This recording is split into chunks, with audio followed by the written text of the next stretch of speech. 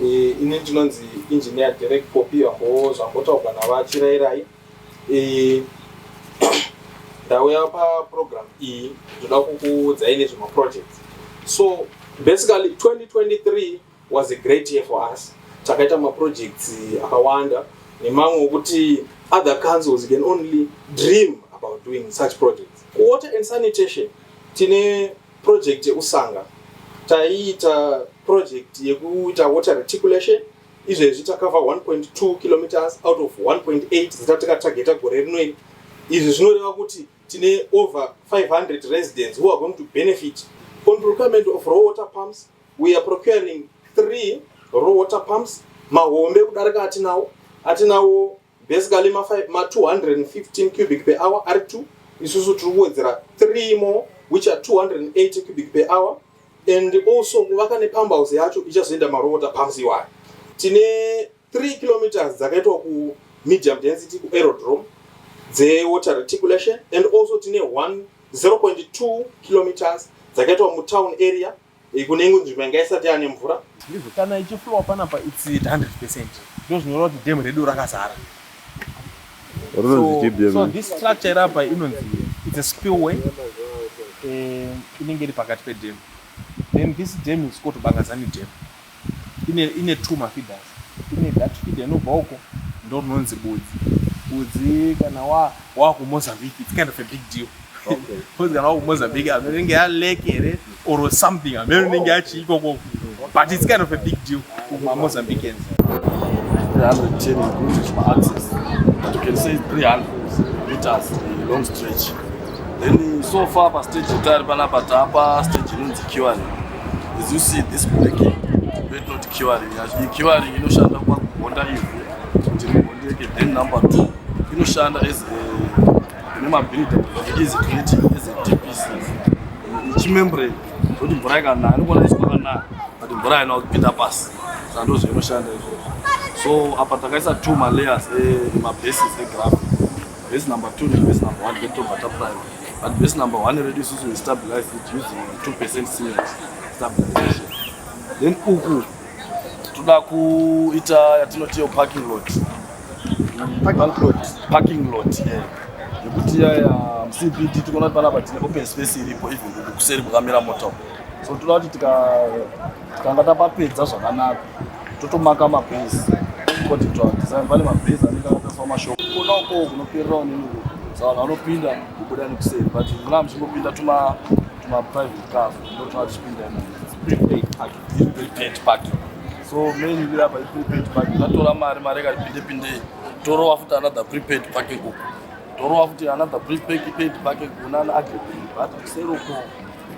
So uko kune nhau kuti zvimota zvedu zviri kuya pachidiki takangoisa suburb preparation nebase 1 takastabilizer futi necement tina kuzoisa 2 malay because panapa parofamba mabhasi apo parongofamba tumotikari kongopinda kongopaka. So panapa paidaitwa nonzi green concept, right, whereby vanhu vari ku food and veg kana vaita zvinhu zvaexpires ma organic material vanenge expire like tomatoes anenge rotten, bananas vanouya nawo then they input it into the biogas. Saka patakamira panapa pane biogas in terms of capacity tinoriti it's 100 cubic, and patakaicha 100 cubic capacity inenge ine ichikwanisa kuproduce gas riri 1/3 of its capacity, that's kuma 24 cubic meters. So mukatarisa panapa we have a biogas irapo. Biogas iroro the trench akatrenchwa papa it's actually 4 meters down. The biogas is 1, 2, 3, those 3 chambers. That's where we get the biogas, right? That way where the biogas is. Then this structure we are standing on is an extension of the biogas. It's called the expansion chamber. So this expansion chamber, what it does basically, it just pressurizes the gas. It makes sure that gas up I can get every ounce of the gas which is there. That's the sole purpose of this thing. So basically we can get 24 cubic per day of gas from this thing, and this gas cannot be contained because it's not pure, so it has to be used directly. So we have connected it to 2 kitchens, and from those 2 kitchens they will be directly using the gas from this tank, communal septic tank and soakaway site, whereby as you can see, works are ongoing. We have the contractor working on the communal soccerway and septic tank. So basically, this project is supposed to benefit over 300 residents who are living in this area who had no disposal methods. The pond they were using was decommissioned. Now they are supposed to use this as an alternative way of sewer treatment. So as you can see, it's a strange mistake, and we're expecting it to finish by November 2023. So this is our Gaza Stadium, and then we have the palisade fence that is going right round, and it's covering a perimeter of 580 meters with a ground beam. So basically, this is the project, and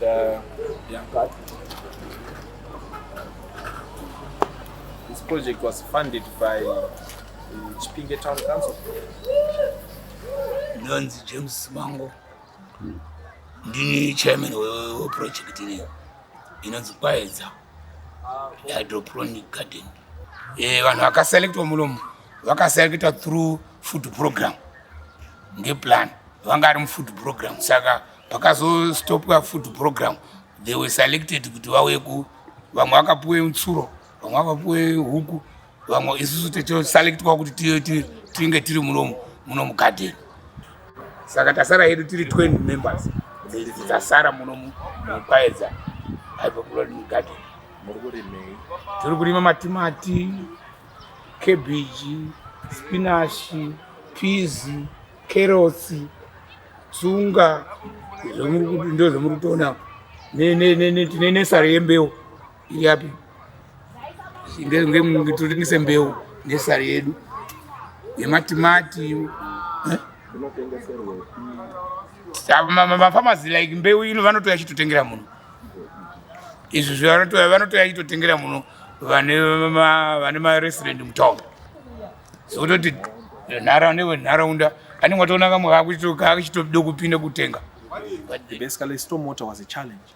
Now, that led to the construction of the stormwater drainages that directly affect this place. So we have a drainage that was constructed in the front, at the front of the garden. We also have another one which was constructed at the back of the garden. So we have two stormwater drainages that were constructed to protect this garden. Then after that, there was construction of an ablution facility. If you can look right there, that white one, that is the ablution facility that was constructed. Then after that, there was a pack shed and also an office that was constructed.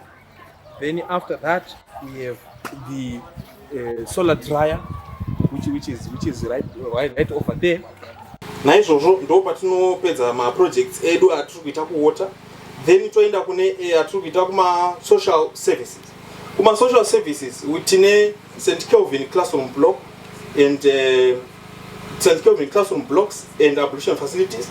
Saka ichi chikoro chinyuwan chatika establisha muna 2022 and zvapare zvino takakwanisa kupedza classroom block yokutanga, takakwanisa kupedza ma-ablution facilities okuti vana vashandise ipapo. Izvezvi taakutopedza block rechi2 current stage vari kutoisa ring beam as we speak. Vagari vemuchipinge nevakatenderedza nevamwewo vari kunzvimbo dzakasiyana-siyana vagone kuunza zvichemo zvavo kukanzuru, vagone kukomenda bhajeti ravo rekanzuru vachishandisa WhatsApp chatbot yedu. Tine WhatsApp chatbot yedu nhamba, pane vakomana nevasikana vari kutenderedza mapepa vaita kuti mhanye. Tine nhamba dzedu dzeChipinge Town Council WhatsApp chatbot dzinoti 0776 939 748 0776 939 748. Tikaseva nhamba idzodzo to pamafoni pedu toenda kuWhatsApp toti hai navaiva mukasikana QR code yekutanga inobva yakupai nhamba yeChipinge Town Council WhatsApp chatbot, yechi2 yacho inotokupinzai paWhatsApp chatbot pacho. Saka kune vanenge vapiwe zvipepa zveorange izvi motongoita zvekusikana vane mafoni anokurumidza, vane anononokaya motosevha masevheri atinongoita mazuva ese, toenda kuWhatsApp toti hai.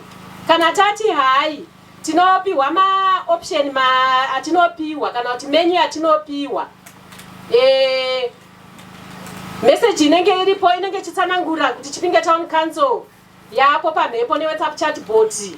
Isai zvichemo zvenyu chatbot apo pobuda pazasi panoti open menu. Pemunoti open menu mukaklika ipapo pakanyorwa neblue panobva patobudisa mamenus acho.